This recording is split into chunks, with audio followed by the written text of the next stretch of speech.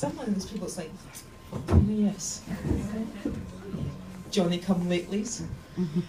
But I've done one anyway. But I've got two things that I want to do today, and the first one is my so-called journey to yes, which I've written as a kind of spoken word poem type thing. I won't call it a poem because I'm not a poet, but I've done one anyway, so take that. And then the other thing is another poem that I did because I couldn't think of a closing argument. I couldn't think of a closing argument to do in a debate against Dame Anne Begg. It's just I kind of wanted to kind of fuck things up a wee bit for her. I just sort of thought, they'll be expecting me to do a big kind of like political speech at the end of this debate it was in the city chambers in Townhouse, and I just thought, I've got nothing to lose. I'm just going to do a daft poem that you're all just going to think that I'm mental, and they did. But I hope that the people who sat there that day, they won't remember all the facts and figures and all the political bullshit that was said by the Better Together people. I hope they'll remember that lassie that got up and did a poem. So, that's a small victory. Anyway, I'm going to do my journey to yes. Journey to yes, you say?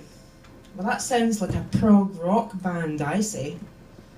I've no journey, unless you mean the one from child to adult, the one that made me realise that the country that I grew up in didn't decide things for itself in actual fact.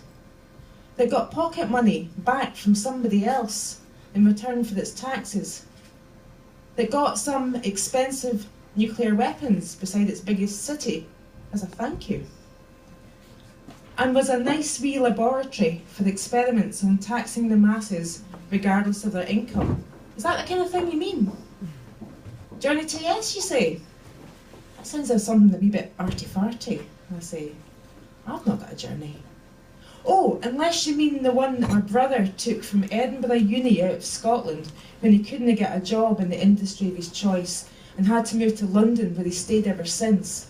Like all my pals from uni had to 10 years before them, leaving me as the only one to stay at home and let the limited career chips fall where they did. Does that count? Journey to yes, you say? That kind of sounds like a Mile High Club type double entendre, doesn't it? I have no journey.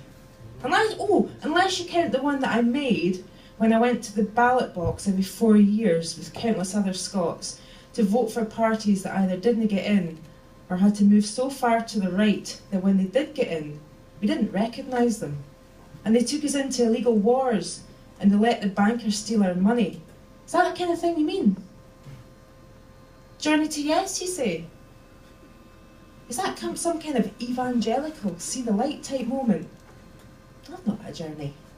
Oh, unless you count the one where I realised that successive UK governments had lied to us about how much oil Scotland produced, in case we'd suddenly start to feel a wee bit ripped off, and maybe start to think that we'd be better off in charge of it ourselves, and maybe using it to make our society better instead of maintaining some kind of British Empire status symbol which the world probably just laughs at anyway.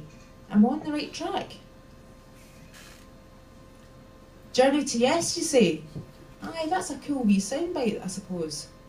I've not got a journey.